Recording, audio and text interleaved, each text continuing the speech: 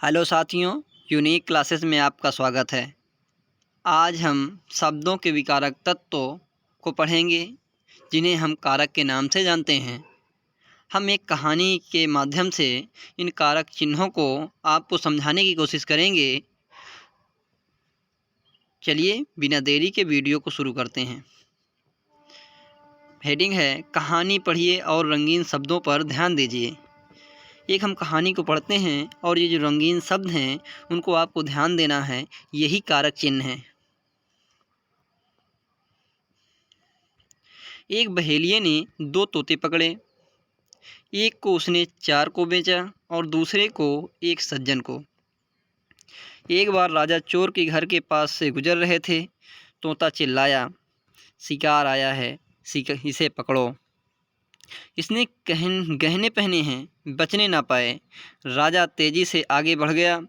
सज्जन का तोता राजा को देखकर बोला, आइए बैठिए, आप थक गए होंगे, कुछ देर विश्राम कीजिए।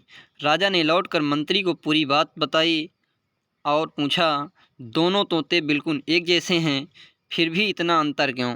मंत्री हंसकर बोला, हे राजन, यही तो संगति का असर है।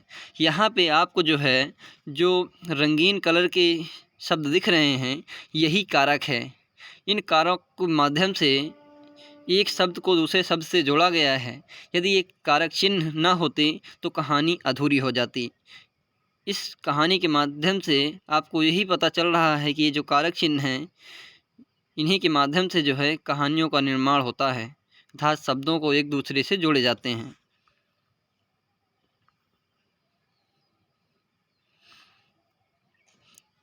अब देख लेते हैं कारक की डिफिनीशन। संज्ञा या सर्वनाम शब्दों के जिस रूप से वाक्य के दूसरे शब्दों के साथ उनके संबंध का पता चलता है, उसे कारक कहते हैं। कहने का मतलब ये है कि संज्ञा और सर्वनाम जो शब्दों के जिस रूप से वाक्य के दूसरे शब्दों के साथ उनके संबंध का पता चलता है, एक वाक्य से दूसरे वाक्य में उनके संबंध का पता चलता है, उसे ही कारक कहते हैं।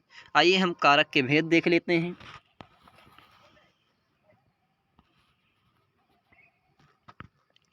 हिंदी में कारक के 8 भेद होते हैं।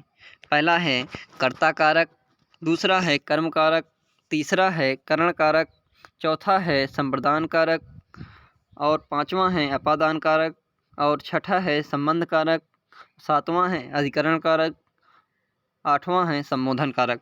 अब इन कारकों को डिटेल से थोड़ा देख लेते हैं तो आपको सारी इनके चिन्हों के बारे में जानकारी हो जाएगी।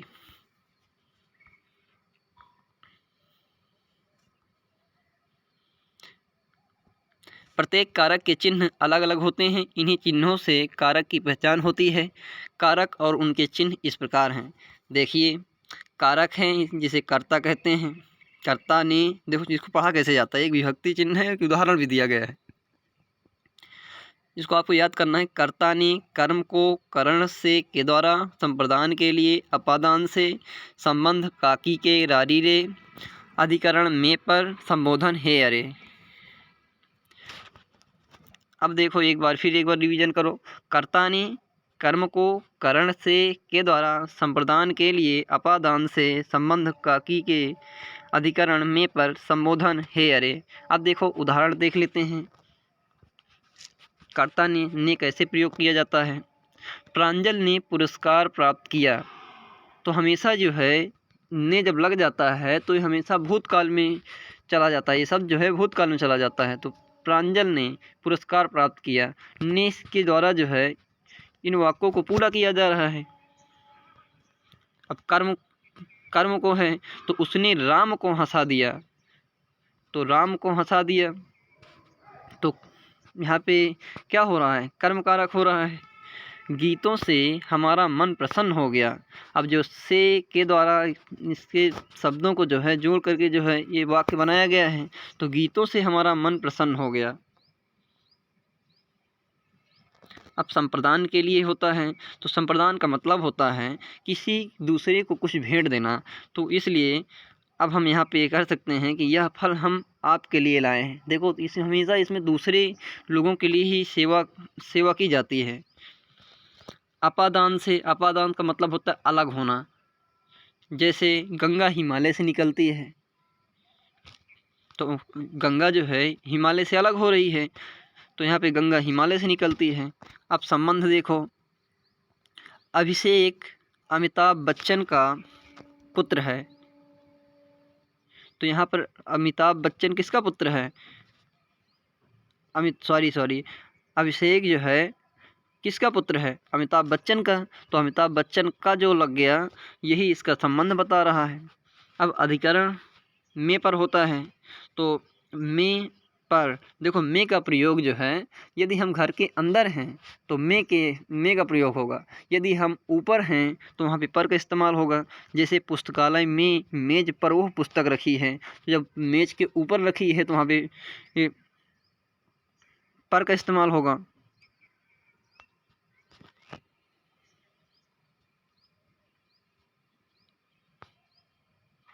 संबोधन, हे अरे, जैसे हम किसी को संबोधित करके बुलाते हैं, अरे तुम क्या कर रहे हो, लड़कों इधर आओ। अब इनकी देखो डिटेल्स, इनकी डिफिनीशन देख लेते हैं। पहला है कर्ता कारक। संज्ञा के जिस रूप से कार्य करने वाले का पता चलता है उसे कर्ता कारक कहते हैं। इसका चिन्ह ने है। ने चिन्ह का प्रयोग भूतकाल में होता है, जैसे मैंने आपको पहले ही बता चुका हूँ।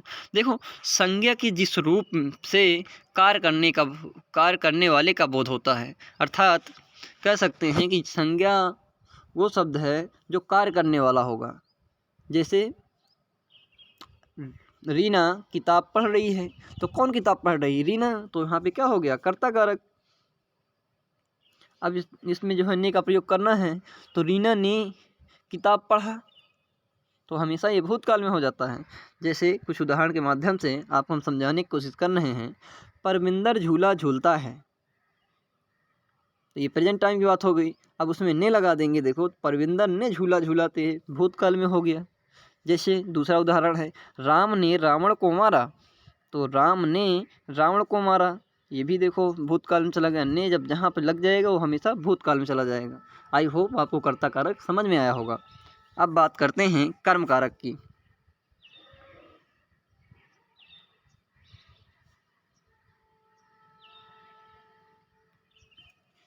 कर्म कारक की परिभाषा है, क्रिया के कार्य का फल जिस पर पड़ता है अथवा कर्ता जिसे सबसे अधिक चाहता है उसे कर्म कारक कहते हैं। इसका चिन्ह को है। क्रिया के कार्य का जिस पर पड़ता है, फल जिस पर पड़ता है, अर्थात हम कह सकते हैं कि कर्ता जिसे सबसे ज़्यादा चाहेगा उसी पे वो कार्य करेगा, ठीक, तो उसे ही कर्म कहेंगे। जैसे महेश बाजार जाता है, यदि महेश जो है बाजार जाने के लिए इच्छुक ना होता तो क्या वो बाजार जाता?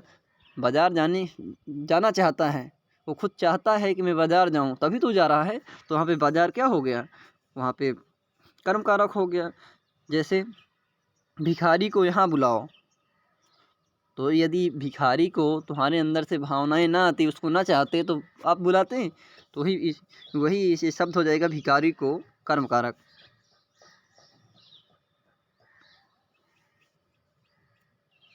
विशेष है, अनेक स्थानों पर कर्म कारक का चिन्ह छिपा भी होता है। जैसे ऊपर दिया है बाजार, साथ को का प्रयोग नहीं हुआ है।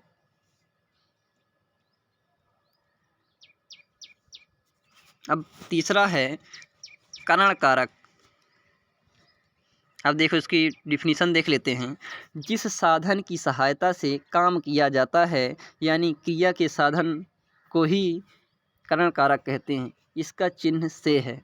कहने का मतलब ये है कि जिस चीज़ से हम कार्य करते हैं, जैसे पेन से लिखते हैं, तो पेन हमारा क्या हुआ? एक साधन हुआ। चाकू से जो है फल काटते हैं, तो चाकू हमारा क्या हुआ? एक साधन है। तो इसे ही क्या बोलेंगे? ये करण कारक है। अब देखो, मनिका चाकू से फल काटती है, यहाँ चाकू से क्या हो गया? करण कारक। कर्ण गेंद से खेल रहा है, तो गेंद से क्या हुआ? गेंद से खेल रहा है ना, तो उसका कर्ण कारक क्या हो गया? गेंद से। आई होप आपको कर्ण कारक समझ में आया होगा। अब बात करते हैं संप्रदान कारक। संप्रदान कारक क्या होता है, इसकी डिफिनीशन क्या होती है, इसकी भी देख लेते हैं। कर्ता जिसके लिए कोई कार्य करता है उसे संप्रदान कारक कहते हैं। इस चिन्ह को तथा के लिए है। जैसे देखो, कहने का मतलब ये है कि कर्ता जिसके लिए कोई कार्य करता है, यदि मैं किसी को कुछ देना चाहता हूँ तो मैं कार्य ही तो कर रहा हूँ,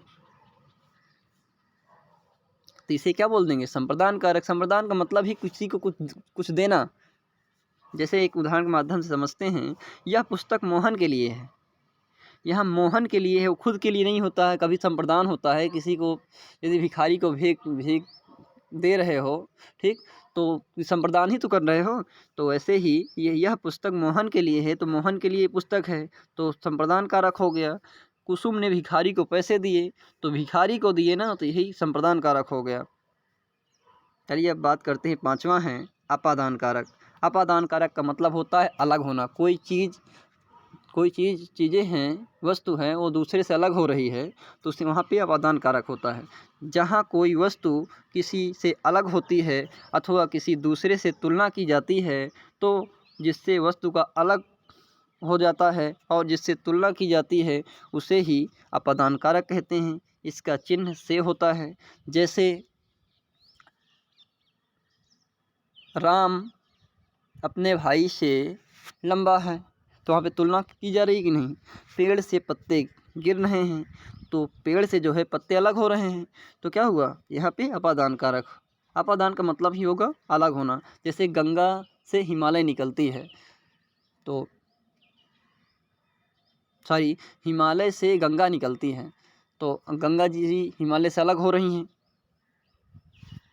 अपादान कारक आपको समझ में आया होगा। चलिए अब बात करते हैं संबंध कारक की। संबंध कारक की डिफिनीशन है, जहाँ किसी वस्तु का दूसरे वस्तु से संबंध हो उसे संबंध कारक कहते हैं। इसके चिन्ह का, की, के, रा, री, रे आदि है। जैसे इसके एक बार फिर से देख लेते हैं एकदम आसान भाषा में। जहाँ पर किसी वस्तु का दूसरे वस्तु से संबंध का पता चलता है वहाँ संबंध कारक होता है। इसे जो है काकी के, रा, री, रे के माध्यम से संबंधों को ज्ञात किया जाता है। जैसे तिरंगा भारत की शान है, तो भारत की शान क्या है, तिरंगा। तो किसकी शान है, तिरंगा जो है किसकी शान है, तो भारत की। तो भारत की जो लग गया वो संबंध उसका बता रहा है, तो भारत की संबंध कारक हो गया। यह चित्र मेरी माँ का है, तो इस चित्र में बालक जो है किसकी ओर संकेत कर रहा है, मेरी माँ का। तो मेरी माँ का जो है यहाँ पे संबंध कारक हो गया। अब बात करते हैं अधिकरण कारक। अधिकरण कारक की डिफिनीशन है, क्रिया के होने के आधार को ही अधिकरण कारक कहते हैं। इसके चिन्ह में पर है। जैसे देखो, क्रिया कहाँ पे हो रही है उसी के आधार को ही अधिकरण कारक कहते हैं। जैसे बच्चे कहाँ खेल रहे हैं, छत पर खेल रहे हैं, तो छत पर बालक खेल रहे हैं, तो यहाँ पे छत के ऊपर हैं, तो इसलिए यहाँ पे पर का इस्तेमाल हो रहा है। जैसे दूसरा उदाहरण है, माँ रसोई में है, तो माँ रसोई में है, तो माँ जो है घर के अंदर हैं, तो इसलिए यहाँ पे में का प्रयोग हुआ है, तो रसोई में है, इसका क्या हो गया, अधिकरण कारक।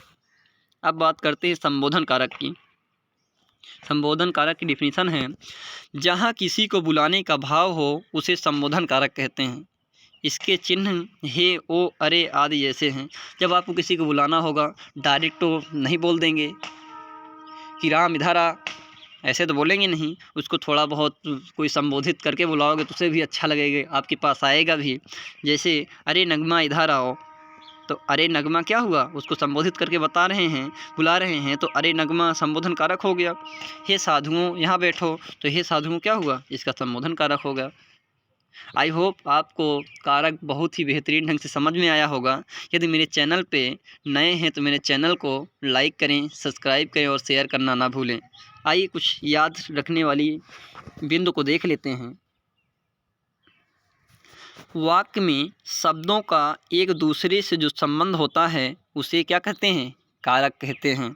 वाक्य में शब्दों का एक दूसरे से जो संबंध होता है उसे कारक कहते हैं। हिंदी में 8 कारक होते हैं। पहला है कर्ता कारक, दूसरा है कर्म कारक, तीसरा है करण कारक, चौथा है संप्रदान कारक, पांचवा है अपादान कारक और छठा है संबंध कारक और सातवां है अधिकरण कारक, आठवां है संबोधन कारक। एक बार फिर से रिवीजन करिए। हिंदी में 8 कारक होते हैं। कौन कौन? कर्ता कारक, कर्म कारक, करण कारक, संप्रदान कारक, अपादान कारक, संबंध कारक, अधिकरण कारक, संबोधन कारक। आई होप आपको कुछ याद हुआ होगा। अगला पॉइंट देखते हैं। अनेक स्थानों पर कारक चिन्ह छिपे होते हैं। अगला पॉइंट है, कारक चिन्हों का प्रयोग करने पर वाक्यों का रूप बदल जाता है। जैसे ने चिन्ह का प्रयोग सदैव भूतकाल में होता है।